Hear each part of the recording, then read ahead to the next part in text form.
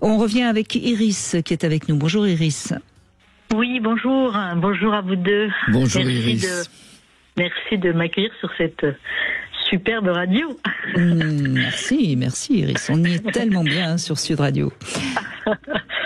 Et on peut tout se dire, donc on vous écoute, allez-y. Vous avez eu beaucoup de divorces dans votre famille, c'est ça ?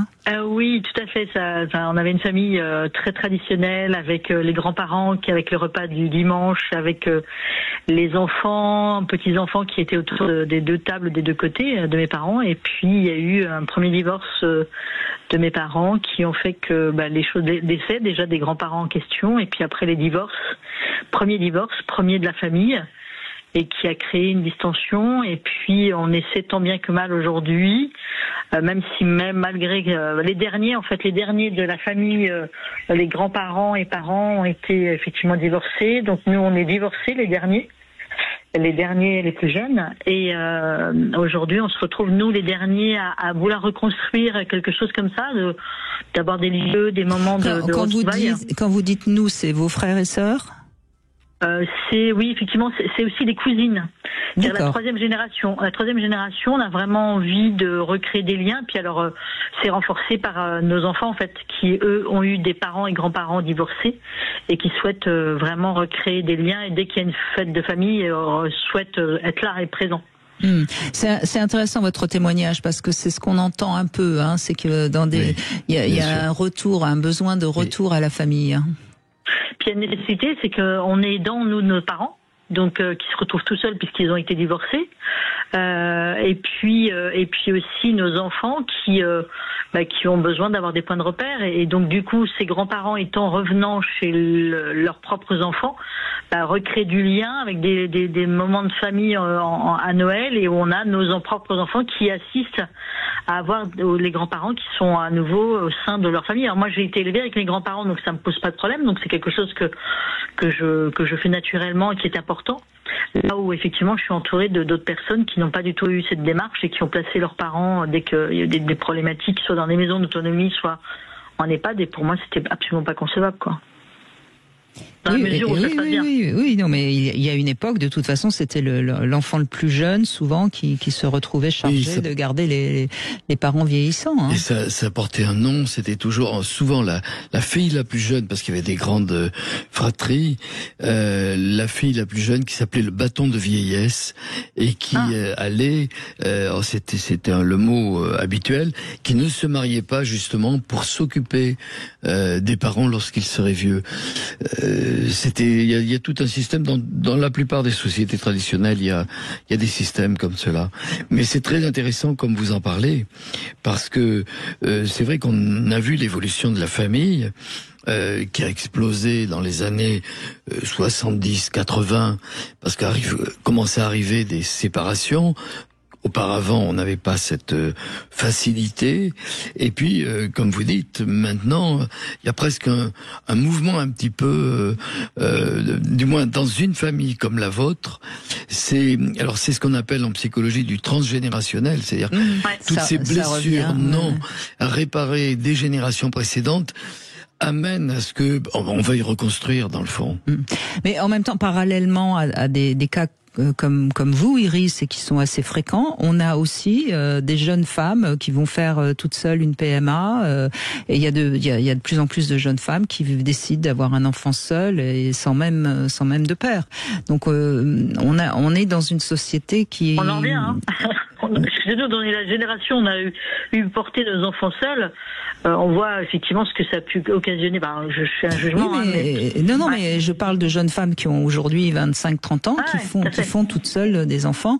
Comme vous dites, elles vont certainement en revenir. Ça, je suis d'accord avec vous, Iris. Mais bon, après, elles font ce qu'elles veulent. Oui, bien sûr. Mais on voit les filles qui sont nées de situations où les mamans étaient seules à un moment.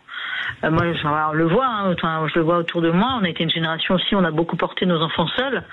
Il y a une vraie volonté de retrouver auprès de ces jeunes filles qui sont maintenant des mamans potentielles, vraiment des recherches de repères, parce que justement elles ont eu pas beaucoup leur papa parce qu'il y a eu cette séparation, et surtout elles ont vu des mamans qui sont trouvées dans des situations assez difficiles financièrement, assez difficiles en termes d'organisation de vie, et qui même si elles sont très très bien sorties, ça n'a pas été sans effort. Hein. Et puis d'autant plus qu'aujourd'hui on voit les nouveaux pères qui sont quand même des pères très présents, et je pense que dans un jeune couple, quand les deux parents sont aptes à s'occuper de l'enfant, l'enfant est quand même moins seul, parce que si c'est pour être tout le temps confié à la nounou, c'est pas très intelligent. Ça. Et on voit la dépendance affective que peuvent avoir ces enfants-là qui ont justement eu ce manque à certains moments. Même s'ils ont eu un père, enfin, je veux dire, mais peu, pas autant que un week-end sur deux, week-end, moitié des vacances, tout ça. On voit les conséquences, en tout cas sur les filles. Moi, je parle pas des garçons, ça, je n'ai pas cette notion-là. Mais sur les filles, on voit une vraie dépendance affective, et avec des relations qui sont pas faciles à caler au niveau des garçons, des hommes qu'elles rencontrent, quoi. Il y a une vraie recherche d'hommes. Oui, alors est-ce que c'est, on peut s'interroger, est-ce que c'est la recherche des repères parentaux, ou même vous l'évoquez là dans toute la saga de votre famille là sur 2 ou 3 générations, un manque de famille. On peut se poser la question, parce que aujourd'hui même il y a des retours. J'ai le souvenir d'avoir fait dans des familles différentes 2 ou 3 cousinades. J'ai pas l'impression que ça existait. Alors on me dit oui, il y a des traditions dans certains endroits, mais c'est un petit peu à l'américaine, où il y a des tas de choses qui reviennent avec des tendances sûrement par les médias ou par les réseaux. Mais ces cousinades sont très étonnantes. Alors il y en a certaines qui sont réduites, hein, c'est aux cousins proches, et puis certaines, moi j'ai le souvenir d'être allé 2 fois à des cousinades où il y a plus de 100 personnes, quelquefois même à l'étranger. On va rechercher les sources de la famille. Eh bien, peut-être que c'est protecteur. Moi, je crois qu'on doit trouver, puis il n'y a pas une solution. Chacun doit trouver un équilibre entre l'équilibre conjugal qu'on va avoir avec un partenaire de vie, l'équilibre familial avec conjoint, enfant, et puis sûrement une famille réceptacle dans lequel on est par moment, parce qu'aujourd'hui on n'accepte peut-être plus d'être un objet décidé par la famille. C'est pas la famille qui décide du partenaire ou autre, et par contre cette très grande structure dans laquelle on va trouver quelquefois une tante éloignée qui va être un soutien très important quelque temps plus tard. Moi, je crois qu'il y a plusieurs niveaux. Tel que vous le racontez, c'est très juste. Certainement que ça participe à l'équilibre qu'on peut trouver aujourd'hui. C'est marrant ce que vous dites, parce qu'effectivement, moi, je me sens très... Nous, c'est les petits cousins qui recréent le lien. Oui. Et en fait, ce qui n'a pas été transmis par les mamans, enfin, nos mamans, parce qu'il y a eu une vraie rupture du fait des premiers divorces, tout ça. On le retrouve, alors même en constellation familiale, parce que du coup on est amené à chercher des choses, on retrouve des problématiques de relations entre les petits cousins et nous, et en fait du coup c'est en s'évoquant les problématiques qu'on peut avoir dans la vie, tout ça, c'est comme si on recousait des liens en fait pour se remettre des choses, et en fait on remonte du bas vers le haut en fait, en reconstruisant des choses. C'est-à-dire que les manquements de certains, on les recrée nous en fait. C'est assez étonnant. Et du coup, c'est des choses que moi du coup je me retrouvais être un peu la maman, sans être la maman, mais la grande cousine qui va faire des liens, et même dans d'autres familles en fait, avec les amis d'enfance, parfois il peut y avoir aussi ce manque-là. Ce lien-là, moi je vois que je le recrée, et du coup ça devient presque même mon métier, parce que c'est assez rigolo de pouvoir recréer de l'énergie et de fluide. Il y a de plus en plus de gens qui veulent écrire justement la vie de la famille pour laisser une trace. Et je pense aussi aux photos, où finalement avec nos photos sur nos téléphones qu'on n'imprime pas forcément, il manque parfois des photos pour se replonger dans la transmission de l'album. L'album photo.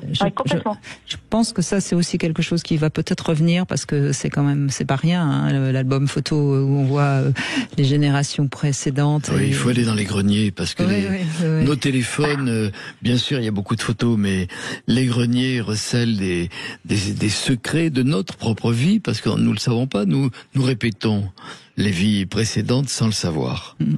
Ça, c'est très connu et c'est une des choses les plus formidables de la psychogénéalogie. On se rend compte que quelquefois, tiens, on est le 3e enfant avec tel et tel écart d'âge, et puis quand on regarde dans la généalogie un siècle plus tôt, il y a exactement les mêmes écarts. Des choses se font à notre insu. Alors, il faut pas se couper de la famille, non. Certainement. Mais il faut en avoir, je pense, une belle autonomie, parce que notre condition de sujet moderne, c'est-à-dire qui décident de leur trajectoire en décidant par exemple du partenaire de vie, c'est une chose très nouvelle. Ça existe depuis 50 ans, à tout casser.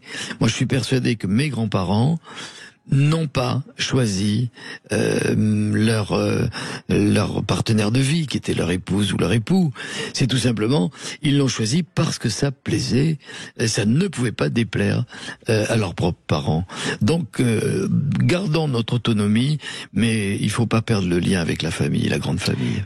On continue, merci en tout cas Iris, et on continue avec vous bien sûr sur Sud Radio. N'hésitez pas vous aussi à participer, à donner votre avis au 0826 300 301.